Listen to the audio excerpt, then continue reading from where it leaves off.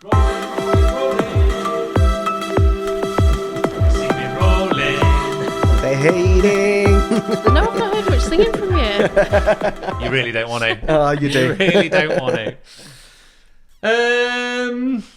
We are Another Idea. We are Another Idea. We're a podcast for creatives and entrepreneurs that want to level up their business. Yes, indeed. So if you're here for the first time, welcome. Great to have you indeed. here. Yeah. Give us a little shout out. Give us a review. Do all that nice, lovely stuff that says, hey, thanks guys, we see you. We really appreciate your free content that you're producing for us. Yeah. At great expense to you both. And we're not... Whoa. Yeah. He's going straight in. And I was going to say as well, but hopefully we'll deliver the goods as well, Sam. Yes, hopefully we we'll are. deliver the goods. Yeah, well, with I mean, a good episode. We both take stuff away from the episode, so I'm hoping that other people listening are taking stuff away. Yes. And feeling inspired because, you know, you and I both know that when you're self-employed and you're working by yourself, sometimes it can just be a little bit lonely, can't it? Mm-hmm. It's okay, Sam. I'm here. Yeah, I know you've got me. I know you've got my back. But sometimes it's just nice. I mean, you know, just even like 5-6 years ago, these things didn't really exist, did they? You just, you know, got your head down, got on with your work. But actually, it's just opened up a whole new world, hasn't How it? do photographers survive all I really those don't hours know. of editing? I don't know. But yeah, hopefully we just give people a little bit of light-hearted entertainment with a bit of substance to back it up. Indeed. Yeah. So what's happening in the Another Idea world? Well, Igor, so we've committed to, whilst we're recording this, we haven't actually pulled it all together. Well, we have almost pulled it all together, haven't we? We're doing what have we called it? We've kind not of like called a it. styled workshop day, isn't it? So for the very first time, we are hosting a full day wedding photography workshop with a little bit of a twist in that it isn't just a styled shoot. It's going to take the form of an entire wedding. Yeah. So we're doing 2 days in Oxfordshire. Yeah. So one group one day, one group the next day, and you will have the opportunity to come and shoot and work with myself and Igor with 2 different couples throughout different parts of the day. And we're opening it up to 20 people each day, aren't we? Yeah. And that is it. And you go from beginning to end. It'll be in groups of 10 or so. Yeah. And There'll be little breakaway little workshops in between as well. Exactly. So That's what I was going to say. Editing. That's what I'm really excited about. It's not just the styled shoot element of it, but it will be educational. Yep. You'll be able to get images from the beginning to the end of a wedding day, and then we'll sit down and what we're going to do next with these images. Time as well, won't it? Yeah, that's We'll it. have a good laugh. Yeah, can't get enough of each other. No. But yeah, no, we've never really done a workshop before. Like, well, we've both done workshops individually. But Individually, yeah. Never really embraced the styled workshop side of the education. But I think the reason we've decided to pursue this is because we can kind of see that there's a bit of a gap in that most styled workshops don't tend to take the form of what is a traditional wedding in the sense of, you know, you don't get to really kind of document the prep side of it, the ceremony, the dance floor, you know, and we're like, well, how can we offer something? And we've managed to get an incredible venue in Oxfordshire. Yeah, an incredible team. Which we've both worked out and both really excited to be at. Yeah. And we've got a couple of models together already, and we've got a florist and a stylist, and really excited, aren't we, to host it and to see where it goes. So hopefully, when this episode drops, you will have seen it already over social. It would have gone out on the mailing list. It may already be sold out, Igor. Could be. We'll see. We'll see indeed. But yeah, on with today's episode. And this one wasn't planned, was it, Igor? No. You love throwing rogue things on me, don't you? Do you want to cue up what's happened? I hate it when he does this. We got stood up, didn't we? I absolutely hate it. Stood up. So we'd originally got a guest planned in for this time slot for the day, and for no fault they had to reschedule, but they dropped out a few days ago, and that's fine. And then by coincidence, we'd also got Helen here, who won a competition probably a few months ago to come and spend a day in the studio. Yeah. And it just so happens that today was the day she was coming, and then just very randomly, when I told her that there was going to be a bit of a gap in the day, she was like, well, I'll fill the gap. Give it a go. I'll do it. I can talk about me. I'll shoot my shots. So she sent me a message yesterday. I'm just gonna whilst you carry on, I'm just gonna load the message up because it was like, just let's do this. It is the most random thing that probably I've ever done. Yeah, this time yesterday, I wasn't bargaining on sitting here, was I?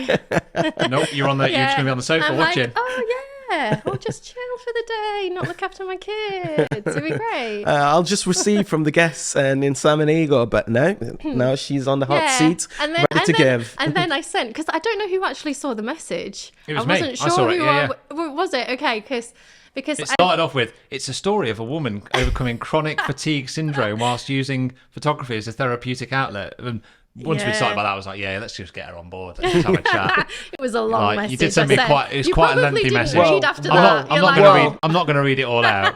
It'll spoil it. Spoilers.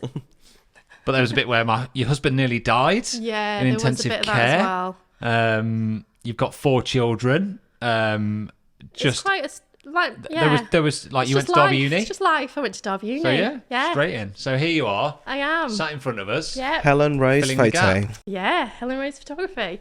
So yeah, what would you like to know? Where shall we begin? What's your name? Where are you from? So I'm Helen Rose. I live in Sheffield currently. South side of Sheffield. So it's the Yorkshire-Derbyshire border, which is right next to the Peak District, which my husband's a cyclist, so absolutely loves the Peak District. We thought moving to Derby, we'd be in the Peak District. We are nowhere near the Peak District. It's kind of gateway. It's the gateway to the Peak District, really. That's kind of how it's seen. Yeah, we were here in Derby about 6, 7, 8 years. Bought a house, renovated it. I went back to uni, did commercial photography here, and then we ended up in Sheffield because my husband was approached by somebody he knew to buy a bike shop in Sheffield. So we did that, moved to Sheffield. Probably the best thing. It's so strange how these series of events seem to happen in your life to put you in certain situations. And at the time you're thinking, oh my goodness, is this really what's going on? Should we be doing this? And you just have to go with it. And that's why I thought, this opportunity's come up to do the podcast. Let's just go with it. You don't know where these things lead to. Yeah. You don't know what's going to happen in life. Absolutely that. And me and Igor spoke this morning, didn't we? And we were just like, that's the intro right there, isn't it? About people kind of often find themselves, they find themselves asking, oh, how did so-and-so get that? How did they get on that? And sometimes you've just got to seize an opportunity. Yeah, I think so. Or sometimes just ask for it, or both. Seize an opportunity and ask for it. Yeah, that's it. You might be regretting it though in the next hour. No, we're not. We've had a good amount of conversations with you throughout the day, which we get your vibe and it's great. So no, we're seriously looking forward to this. But just tell us a bit about you in terms of like your creative journey into how you're finding yourself today as a wedding photographer. Yeah, so it's an interesting one because I know when I've listened to some of the podcasts already, like when taking it all the way back to being at school, I wasn't seen as a creative person at school. I was good at maths, I was good at music, I was good at science, I was good at all of those traditionally academic subjects.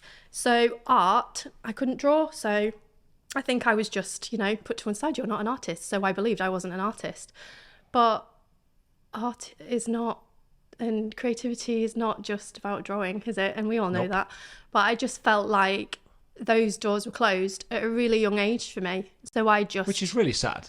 It's really sad. Because it's really sad. You won't have just been alone in that feeling or that not place. At all. I think that is systemic of our society and culture and around education, is that we're very quick. We're very quick to put people in that box, in boxes.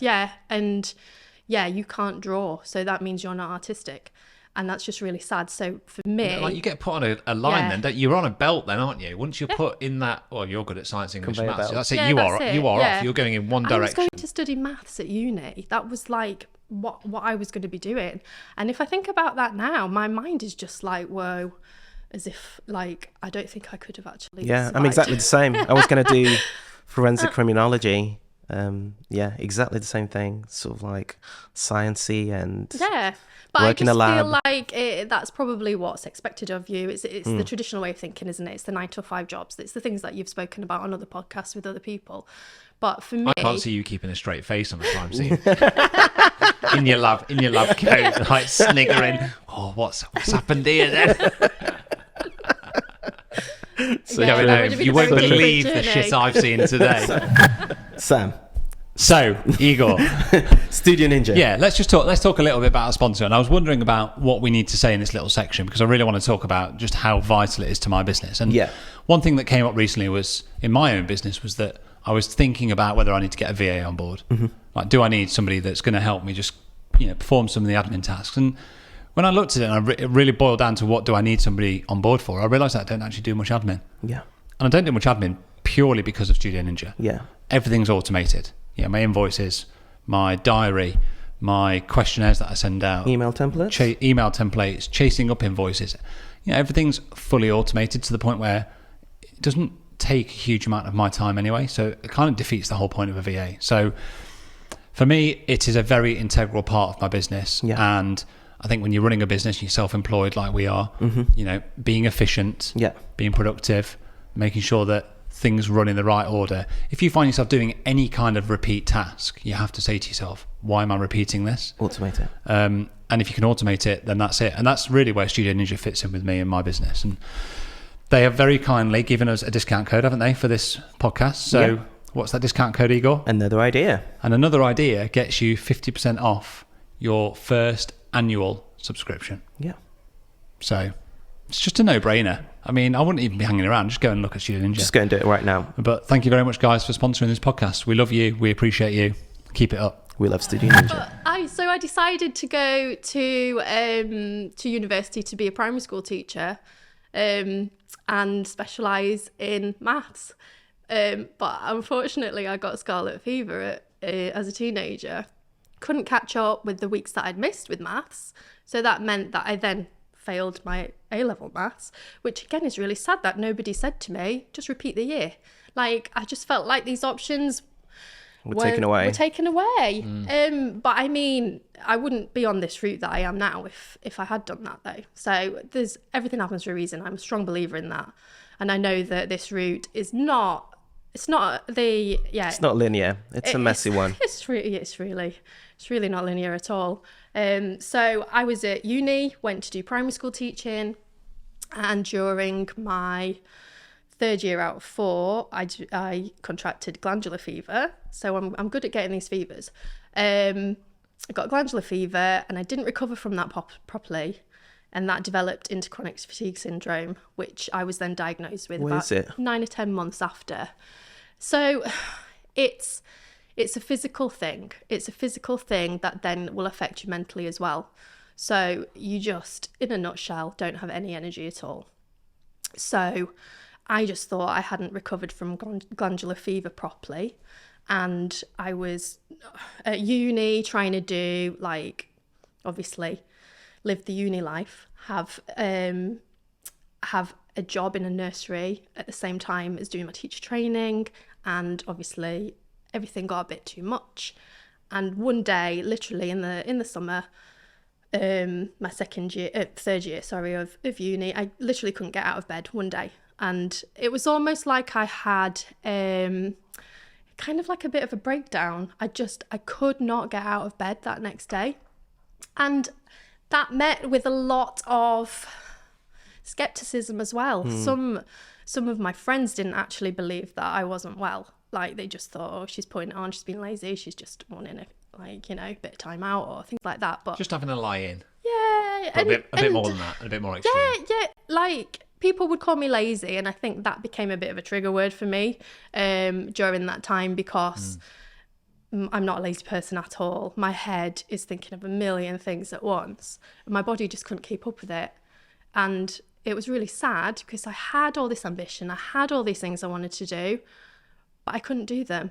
I literally I'd have to plan in, not even that day, but in the week when I'd be showering, because after a shower it would wipe me out and I couldn't then get out of bed. I couldn't do anything. My muscles would ache, I'd feel sick.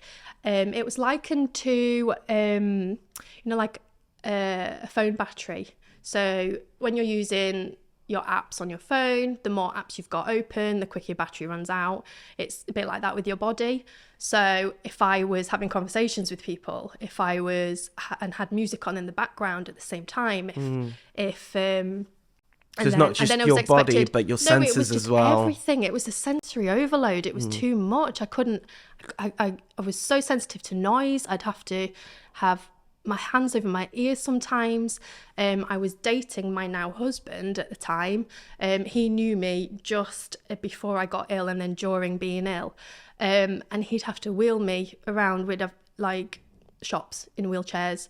We actually did get married during me being not well, and he took a massive gamble thinking about it, marrying me, because who knows if I was going to get better or not, and he was willing to do that, which speaks volumes to me about the kind of person that he is.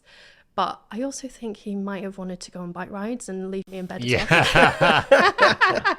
So, you know, there's no ulterior motive. Didn't work out, did it, for him? But yeah, so there'd be times that he'd go to work and I just couldn't get out of bed even for a drink of water. He'd have to leave me packed lunches by the bed, just so I'd eat something during the day. Everything, life just was too much. And it's interesting now, like after COVID, that people who are suffering with long COVID, there's a lot of similarities there between that and chronic fatigue syndrome and ME. So there's more research that's going into it now. And where are you at now? So I say that I don't have it. It was a risk having my first child, because with some people I knew that it could trigger them to be worse. And with some, I'd heard stories and read stories that it helped them to get better. So I was at a point where I was gradually getting better. I mean, there's a lot of self-help and reading and your own research and things like this when it has to come to do with the chronic illness that doctors didn't even know a lot about.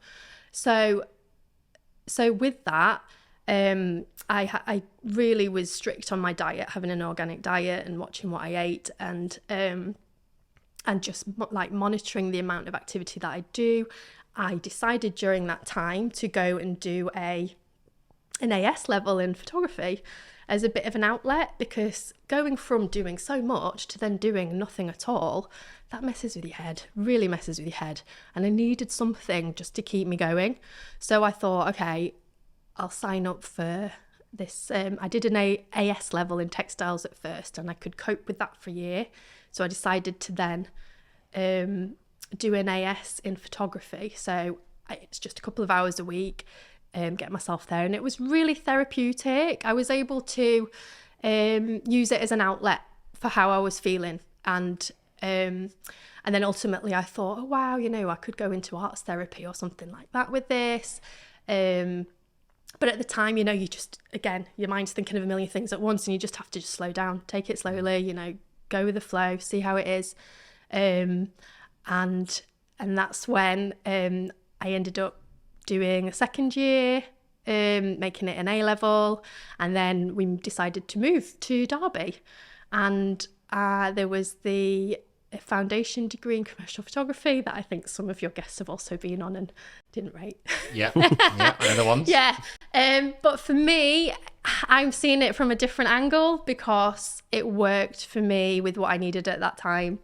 I wasn't going back to uni to get my degree. I was doing it more as a help Outlet. and a therapy and and something that I thought, oh, I could make some money one day, maybe with this. And I did get the occasional person ask me, you know, how it is. Oh, you're doing photography. Can you photograph my wedding? So I did have that from quite early on. And I just had to really pace myself, like really strip it back. Am I capable of doing this? Yes, I am. And I could do it. And as that went on at uni, my husband and I were ready. We were young. We got married at 23. We were young. And a couple of years later, we're like, I think I want to have a baby. And having my first child was a risk. It was a gamble, but it was one that paid off because I almost feel, I don't know, again, there's not enough research about chronic fatigue syndrome, but I feel like it kind of re-scrambled my body in some way, whether it's hormones or what, bacteria, I don't know, in a way to cure me. So I always think having my first child, after having him, I was absolutely knackered, absolutely shattered, but it was healthy. And it felt like a really healthy tired. And I remember just feeling on cloud nine, even though I was shattered, just because it was a really nice, healthy feeling of tiredness compared to feeling like I'd been run over by a bus. So I think from having him onwards, that's how I'd say from then on, That's incredible. haven't had chronic fatigue syndrome. I mean, I'm not the kind of person that's ever going to run a marathon. I know my limits.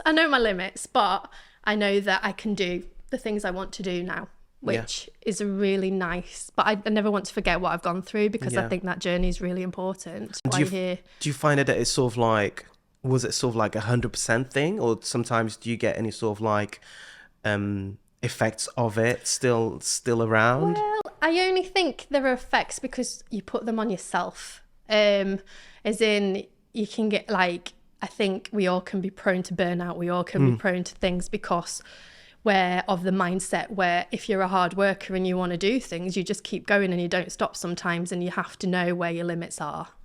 You have to know when to stop. And I think that's a really valuable lesson to learn.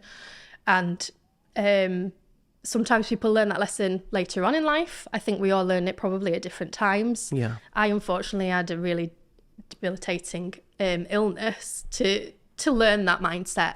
But I think it's all about mindfulness. It's all about looking after yourself, making sure you're okay, and knowing your limits, not taking too much on, but then seizing the opportunity when there's something that presents itself, I guess. Yeah. What does that look like for you in terms of like sort of like seeing the sort of like warning signs? Is there something quite specific for you personally, or not so much? Well, yeah, it's funny because I think at different points it can be different things, because like mine and my husband's journey hasn't been an easy one necessarily. I don't think anybody's life journey is easy. I'm not No, we going get you. to put anyone down or anything like that. But I just think it's been really interesting because we've now got 4 children, and our second child, he had major eye surgery at the same time that my third one was also having treatment because he was born with clubfoot.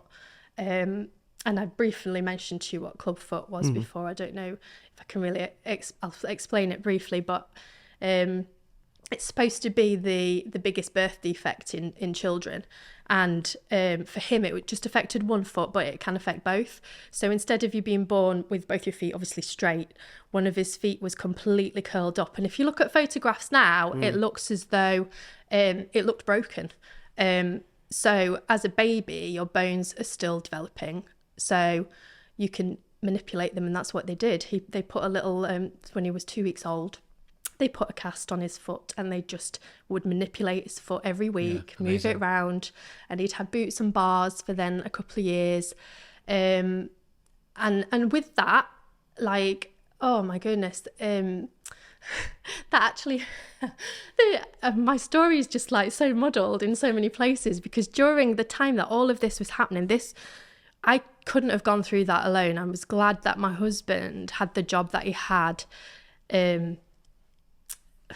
Dare I say, I was glad, because he was actually closing down the shop that he'd bought in Sheffield, because it didn't work out. A few other shops popped up at the same time, which just meant the market was saturated, so he had to close. What was it on? It was a cycle shop. It was mountain bikes, road bikes, BMXs, and so he was closing that down, and was literally taking phone calls like 10 minutes after I gave birth, like to talk to bailiffs, talk to other people. It was like time. It was a stressful time, but I was so glad that he had that flexibility to be with me during all those appointments for my son. So it's just so strange how like there's positives in all the negatives that go on, but why does it have to happen like that? Why can't it be an easy route?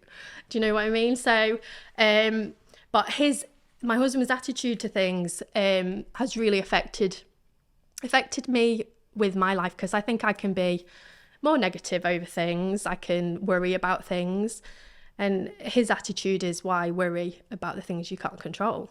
Like, just don't. And he just has this miraculous way of just not letting him bother him. I'm thinking, I want some of that. Yeah, can we have a slice of that, please? Yeah. So, yeah, and I think it's about surrounding yourself with people that help build you up, with your friends, your people you associate with. It's really important to be around people that really strengthen you and not pull you down. Because life is hard. Life is really hard. So It's amazing. Quite a story, isn't it? I know, and that's only a tiny bit of it. Yeah, we barely touched it really in some ways. But so you had your first child. Yeah. And at that sort of stage, you were you still at uni then? I was at uni, Yeah. so I had him in my Christmas holidays. Like, I think it was my second year. Yeah, I had him in my Christmas holidays. I remember my waters breaking and being like, oh no, I need to hand in this essay. So I had quickly emailed my tutor and I'm like, I don't think I'm going to be able to make the deadline. Sorry. And I'm like, it's fine, you can have a baby. So I had him and they were so good. They were really flexible. And he was like textbook baby. He was a dream. He just slept. And they said, bring him into lectures. And he just literally slept in the corner. That's really good at the university. They were were really supportive. So I've got a different story on the course to other people because of that. So that really helped me. And they even talked me then into doing a top-up year to make it a full degree. So, which I did. But you weren't a creative. No, I'm not a creative. Not now. Why did you pursue it? What was the call? What made you kind of push through that barrier and break down that wall? Well, yeah, it was just because it was my therapeutic outlet to begin with. And then I realised, oh, I'm quite good at this. I enjoy this. There's certain aspects of this I find easier than others. I mean, we all take different routes, I think, with photography. For some people, they find landscapes much easier, don't they, than photographing people. But for me, I'm a people's person, and I just found that much easier to do. And I think when I was at uni, I then started photographing children. And at the time, I thought, oh, I might go down the child fashion route. But then I did my full degree, had another child then, and I'm thinking, too much hard work going down that child fashion route. I'm going to do things that whilst I'm trying to juggle being a mom and a career, I'm going to do the things that come much easier to me to begin with. So I photograph families and moving to Sheffield then, being close to the Peak District, that seemed to be the thing that I did. I photographed families in the Peak District. And yeah, that took a lot of my time. But we were talking about childcare as well earlier and how expensive childcare is and wanting to just be there, be the mom, look after the kids. So this is a good tip as well. I had a friend in Derby and then found a friend in Sheffield in a similar situation, and we decided to almost do a childcare swap. So I'd have their child for a day or two a week and then they'd have mine, so that we could both work, and that actually was a godsend. It really helped us both out, and it helped us both out financially as well. It's just a nice way of helping each other out and finding somebody in a similar situation to you. Because it's a hustle. It's hard to raise a family and to have a career. And I decided to keep going and have a couple more kids as well. So it's to my own stupidity, but that's amazing. I enjoy it. So I didn't want to miss out on that. So now all my children are at school. I made the decision last year to go the actual route I want to take, and that's weddings. I feel like I've come full circle in some ways, but I feel like I've really found myself only last year. It feels like it's a recent thing. I mean, I absolutely love taking family photos, but I think as soon as I niche down, not just weddings, but the kind of weddings that I photograph are more me, in the locations in around outdoor, like really outdoorsy. My style's quite organic and earthy, and so that just translates to particular venues, I think. And with that, it's exciting. It excites me, and I'm really looking forward now. I'm just going full throttle at what I love. So it's very exciting. That's really exciting to see. And even beforehand, whilst we were chatting and stuff, all around food, I was very much looking at your feed, and it just makes sense now that you say what you said, because I can very much see that it's almost like you see a stage within your feed where things just kind of like level up in some ways, and you get a very clear sort of like vision in terms of your work and everything else. So no, I'm excited for you. I'm excited for what you will bring to your business and how you're going to do it. Really, it's exciting to see really when someone's sort of like raring to go, and at the same time it comes across very clearly, doesn't it? Yeah. I know, it's weird though, because I've taken photos of weddings for like 14, 15 years now, but like the way I'm doing it now, I feel like I really know, I'm more direct in what I want to do, and I almost feel like a newbie again. It's really strange. Sometimes people have that kind of sense of direction comes, very quickly within a few months. Sometimes it comes years down the line, and it's just, you seem to be somebody that's very self-aware, and you've just obviously recognised at some point that no, this is where you're going to lean into, and that level up that Igor talked about doesn't just happen either. Like you have to go through the process of experimenting, practicing, and then repeating it. I think people these days, more often than not, want quick, instant results, and they try and find the shortest term to that. But sometimes you need to put the work in, and you need to get things wrong. You need to figure things out. You need to, play around with it a little bit. Yeah, because I don't think you feel fully comfortable, and I know there's other people out there that try and just copy somebody else, and it just doesn't work. It doesn't work. Everyone's individual. You're your own person, aren't you? And you have to really find yourself. And I feel like maybe I hadn't had the opportunity to find myself because I have been busy. You've had 4 children. You've definitely been kids, busy. I've been busy. It's really hard. And then, dare I say it, through lockdown and homeschooling, oh my goodness, that was a eye-opener and a half. I honestly don't know. I'm just glad I couldn't work through lockdown, because I don't know how people managed to survive that were working and looking after their kids. I mean, I wanted 4 kids, but I didn't want to look after them. But yeah. But no, it's... And then through lockdown, my husband had an accident, which put another little spin on things as well. So as though things weren't challenging enough. Yeah. He went on a bike ride as he does, and then on his way home he was literally like so close to home. A road bike. Yeah, road bike. He collided with a car and went over the bonnet. His face smashed the curb, shattered his jaw, fractured his larynx, his voice box, and his ribs up here. So it's literally, it went on the side of his face. And it's lockdown. It's lockdown. Like, I got a phone call because luckily he was with some of his friends, so they could call the ambulance and get him in an ambulance. Got a phone call from one of his friends to say, he's all right, he's just, Classic he's lad okay. thing to do. Just play it down. He's okay, he's all right. He's okay. He'll be out before you know it. There's just teeth all over the road, but he's all right. Just ring the hospital in a bit, they said, to find out, because I couldn't go in. No one could go with him. I've got his bike, which he was happy about. Is my bike all right? I knew that's what he'd ask. First question, is my bike all right?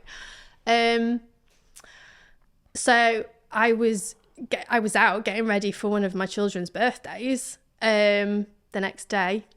I'm like, oh my goodness, right, okay, we've got to deal with this now. So to cut a really long story short, it was really bad. He was in intensive care. He was fighting for his life that night. Like, we've spoken about it afterwards, and he said he's never obviously had to feel like every breath he was taking was to fight to stay alive, and that's what was going on, because everything was just smashed in. He had a tracheostomy, so he could breathe through his throat, but with that, some days I was going in, because I was allowed to go in an hour a day in lockdown, and it was just me. No one else could go either. And it was tough to see him like that. One day the doctors would say, because some are so like optimistic and try and like give you like the positive view, and some are just really straight-laced, aren't they? And some obviously want you to know the full picture, or some don't say anything at all. So one day I'd have a doctor say he might not speak again because of the operation he's had. Yeah, and his voice box. And on his voice box. But then, oh my goodness, he was just so lucky that he actually had his accident on the day he had it, because there were specialists there for a specialist for his jaw and his voice box, two separate ones, instead of the same person operating on both. They'd have just put a metal plate in his throat and he wouldn't speak. So luckily there was the right person on call. Wow. And she said, no, I'll try this new technique, which she did, and he's speaking. It's like, it is an actual miracle. One day he was told he wouldn't, and then when I went in the next day, he had his voice, he was talking to the nurses. And I think it just shocked everybody. But again, it's like, I think it's the power of your mind, and he wasn't going to let it beat him. He was determined, I'm going to get out of here as soon as I can. And I think it is all about your attitude. How much does that alter your perspective on your weight? I'm just trying to think of like the impact this has on you and I suppose your business and your career. Like it must give you a lot of just a totally different perspective on life, and maybe when things get a little bit tough in business and life, that you kind of have this point of reference to say, I'm okay. That. It's all right. I think Survive so, that, but you have to go through hard things to feel like you can cope with hard things, though. Yeah. But yeah, no, totally. Like, just think, bring it on, bring it on. We can cope with it. I mean, yeah, what are you going to do if you don't cope with it, though? You just... Yeah, what's going to happen? I'm thinking What's of like going to people happen? that might be listening that probably, that the incidents you've talked about are, I think most people would say, they're life changing, and you've not just had one of them, you've had two or three of them. And they're traumatic, and I'm not maybe gonna... not three or four, maybe three or four of them. They're all quite extreme. But I suppose what I'm trying to get at is that under normal times, when you're in a business and you're self-employed and you've not had those experiences, and you don't have that sort of reference point. Yeah, that's it. You don't have that reality check to say, hold on, let me just put this into a bit of perspective. Like, this is okay. If you don't have that, it can almost, those tough times can build up, and they can be all-consuming. Yeah. And I'm not saying that it's been an easy ride and we're just like, of course not. Yay, you've fractured your throat. No, but it's okay. I imagine in your day-to-day life, or your, maybe when business isn't going maybe to the plan that you want it to go to, that maybe your response to that might be very different to someone else's response. I think so, because at the end of the day, you have your health, don't you? I mean, I've got my health. I'm lucky to be doing what I'm doing. My husband can talk. He's now got decided again, he was working in London, setting up cycle workshops, and now we're just reining it back. He's doing that from home instead, because what's more important? Like, well, it was like what David was saying about time. Time is currency. It's really, really valuable. And especially if you've got your children, you want to be around them. You want to see them grow up, and you want to give your children the opportunities. You just have to live your life. And I think when you come through those, especially, life-changing experiences, you just realise how valuable your life is, and you just got to go for it. Just got to go for it. Life's too short. Yeah, it's amazing to hear. And I think as well, I'd hope that this will almost kind of, I suppose, inspire or encourage people that maybe have neglected their health a little bit, which we're all guilty of doing from time to time, aren't we? We're all kind of, we get busy and, we think, oh, I've just got to work. But actually sometimes I think that you've made me think about it. It's like just the importance of making sure that you just take a little bit of time for yourself. Slow down. Just to look after your own health and your own well-being. Because, you just don't want to burn out. About, if you don't have your health or your well-being, you don't have a business, period. Yeah, because I did burn out after my husband had his accident. I was concentrating so much on like making sure he was okay, looking after the kids as I'm homeschooling, and just, you know, you got to keep going, that actually after 3 to 6 months, I then burnt out myself, and I didn't realise what was going on with me, because I'm thinking, you know, it's a bit of a selfish thing that I'm now getting ill and wanting the attention even though he's been in hospital. But I think I completely advocate having counselling as well, like just to get everything out for your mental state, for your physical state. You've got to look after your mind and your body. And I went through a period during that time. I had burnout, and it was my counsellor that pointed out that that's what it was that I had. And then once you realise that, you can put these things in place, and oh yeah, this makes sense, because we didn't have the things that we do naturally in everyday life in lockdown. We don't have like those girly lunches out and the conversations that you have with people and things that you just... completely different outlets, isn't it? Yeah, and it was, I don't know if it was the same for you guys, but it was a massive like route of discovery, that lockdown. Yeah. That lockdown business. I'm definitely not going to be a primary school teacher. Did you not enjoy that? Definitely not going to be a primary school teacher. Because how old were yours when you were in lockdown? 9 and 5. Yeah, so was that like reception? 4? Yeah. Learning to read. 8 and 4. Not that. Yeah, it was Yeah. tough. It was tough. Yeah. Let's not repeat those days. It was tough for them as well. But yeah, we don't need to dredge the past, do we? Yeah. But yeah, it's And what's the good stuff now? Where's journey.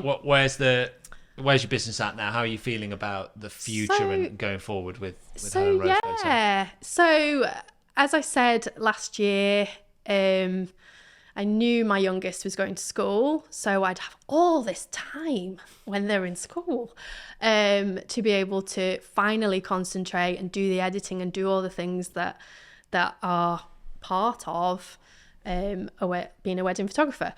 So at the beginning of last year, I just thought, right, this is it. I'm making the switch. We're going full steam ahead. And it's great. I even signed up to your workshop, Sam. Yeah.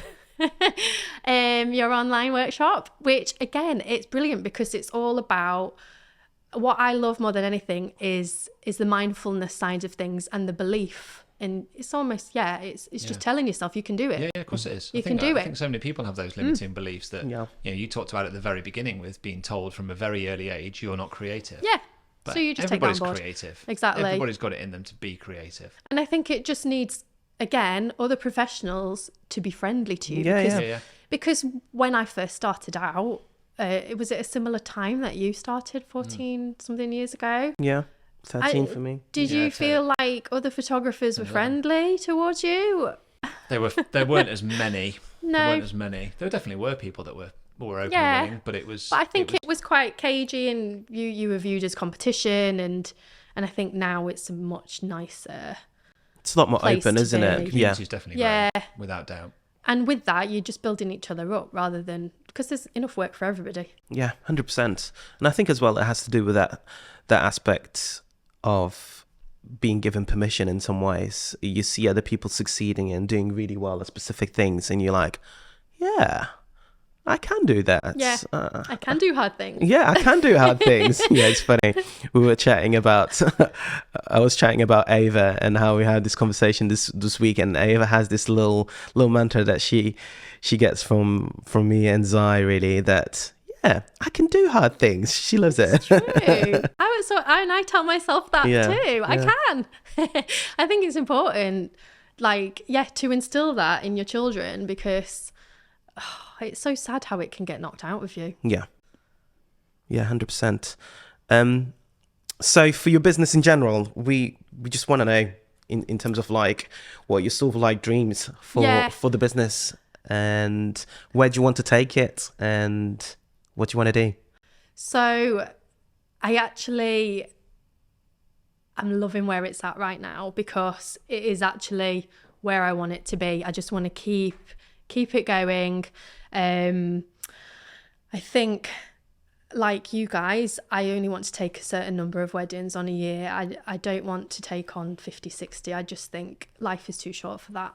I think it's really important to create your memories with all your children and other people around you. So with that, I'm in a good position this year, and for next year as well, I'm over halfway with my capacity for weddings already, which I think. You know what Sam's going to say next? Oh, what's he going to say? For next year?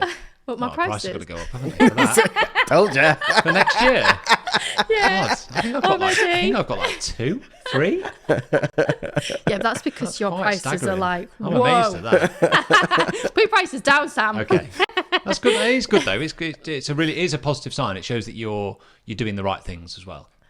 Yeah, and I think it shows that people are seeing you and finding you and connecting with you. Because I think as well, there can be a bit of a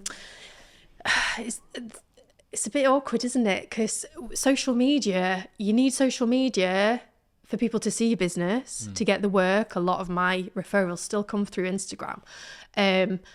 But I also find that you can get caught in a bit of a numbers game if you're not careful, and success isn't measured on how many followers I have. Like, you've got a lot more followers than me, but that doesn't mean that, my diary is empty. I just think, you have to really be careful in how you measure success as well in this business, because that can get you down. Well, just to counter what Igor, he knew I'd say about putting price up, but that isn't always correct.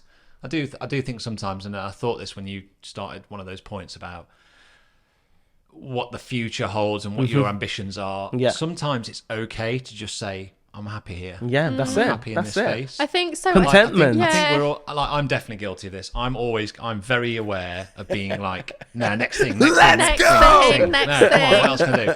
Even I had a Zoom call last And night that's with a couple, and they were like, "God, I love what though. you're doing so many things." I'm like, "Yeah, but I'm doing a lot of things, but like, are they the right things? I don't know. Like, have I lost kind of, you take on more things? Do you like then dilute your strength and ability to do those those things individually? I don't know. It's I don't know. I think we're all kind of. It's a a balance. juggle. Yeah, It's a real juggle. Yeah, there's no right or wrong. There isn't. And you just aware have to be confident that what you're doing is the right thing for you right now. Yeah. Because I know that lots of people have 5 and 10 year plans.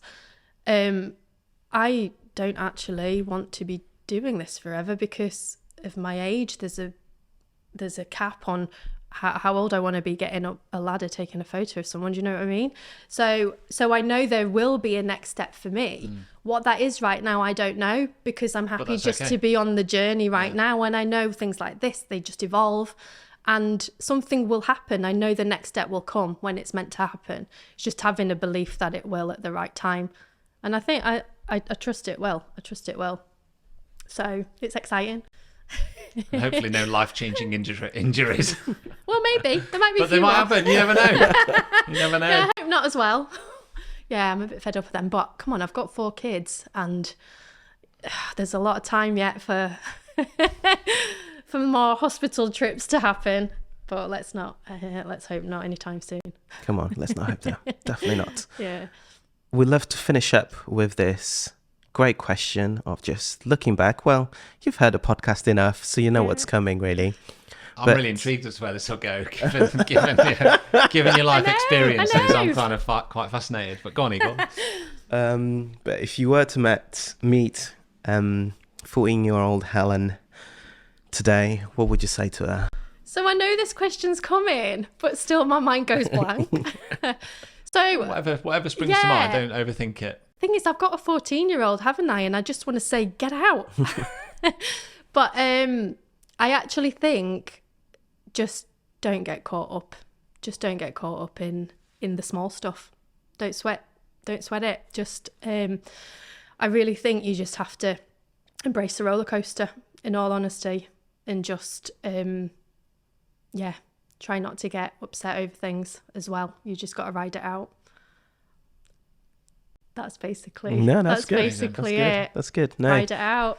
Thank you so much for stepping in and putting your hand up. It can be quite daunting especially when you're only coming here just to sit on the sofa and watch. To step up and take within notes and half a day be like, I'm going to sit there and I really chat. hope that there's a listener for everyone. Yeah. And I just hope that there's somebody else that's possibly struggling, maybe with children that are thinking, I can't do this. or illness or anything, and you can get through it. You can. Come on. Have you got any tips, or I suppose I'm just thinking again, if like those people, like given what you've been through, are there any kind of tools or mechanisms that you think are really helpful for people that might feel like they're in a position of like just, drowning's probably not the right word, but you know what I mean, like feel like everything's getting a bit on top of them.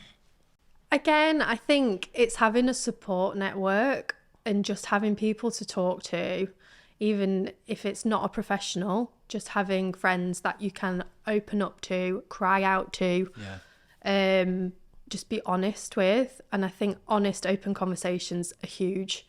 Because I think you keeping it bottle locked up things in your up, head is you like can't. the worst. It's You the worst thing can't. you can do. No, exactly. But so many people do that, and it's just not healthy. I think it's really important just to be honest, and if you're struggling, ask for help. And that's the hardest thing, I think, more than anything, isn't it?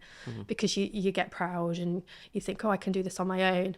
But no, because you're just going to make yourself worse. I think you just have to be honest with those around you and just ask for that support. And people are happy to help. They're happy to help you up and support you, because you're going to do the same for them one day, I'm sure. Yeah, I think that, and then just to add to it as well, my bit of advice would be just to find a bit of time for yourself as well. Isn't it? It comes back to that. Yeah. Just putting yourself and your health first, and that doesn't mean going out and doing like a 45-minute run. It might just be going for a 10-minute walk. Yeah. Or literally having a bath, or like having some time. Yeah, just doing nothing. Or sometimes. Yeah. No, it's interesting. It's it has been a real journey, but this is the start of it, I feel like. This is the start. I love your outlook. I love your take on it. I love your perspective. I love how you've managed to you've had things happen to you that would really test most people. And I'm sure I've got no doubt it's tested you, but it looks from here that you've taken each one with, a huge amount of positivity and kind of been able to channel that into, no, come on, we're going to be all right, we're going to get through this, and that's really commendable. Yeah, really admirable. Helen, thank you. Where can people find you? I am on Instagram, Helen Rose Photo, or on my website is helenrosephotography.com. Amazing. Thank you very, very much. You're welcome. You've been amazing. Brilliant. Thanks, Helen. Thank you.